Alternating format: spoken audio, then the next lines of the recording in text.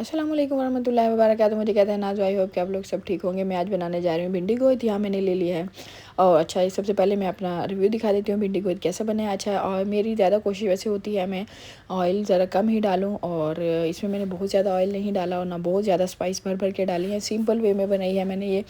यहाँ मैंने लिया है प्याज, लहसुन और साथ में बेसिक मसाले सारे हैं।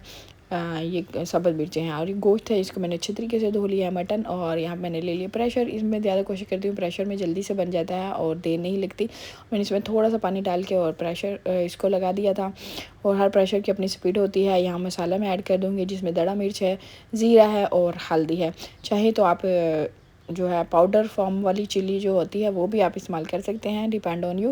लेकिन मैं ज़्यादा कोशिश करती हूँ मैं दड़ा मिर्च का इस्तेमाल करूँ। अच्छा जी, ये मैंने इसको अभी ये मेरा रेडी हो चुका है और मैं दूसरा पैन ले लूँगी। इसके अंदर सबसे पहले काम करूँगी वो मैं भिंडी को फ्राई कर लूँगी। फिर इसी ऑयल में मैं गोश्त को डाल दूँगी और पकाऊँगी।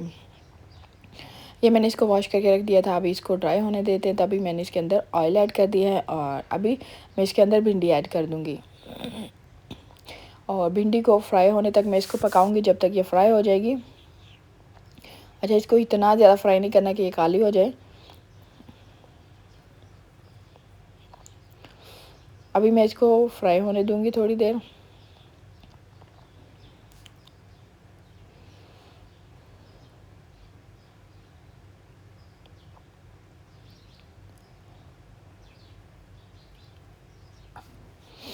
अच्छा जी, अभी फ्राई हो चुकी है और मैं इसको सेपरेट एक प्लेट में इसको निकाल लूँगी।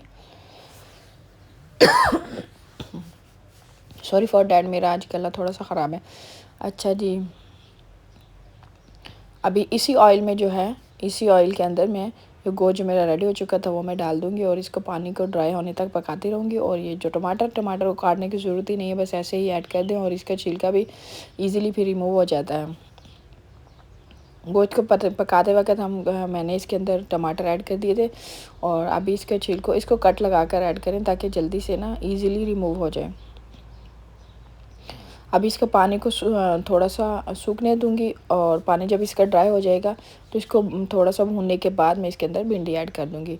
अच्छा जी, इसका पानी ड्राई हो चुका है, अभी मैंने इसके अंदर भिंडी ऐड कर दी। आई होप कि आपको मेरी ये सिंपल सी रेसिपी पसंद आएगी। और इसके साथ ही मैं बनाऊंगी सिंपल सी जौ के आटे की रोटी।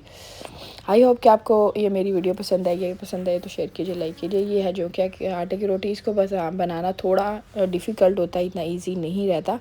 इसको हम बेलने की मदद से ही बना सकते हैं, हाथ से नहीं ये पकती।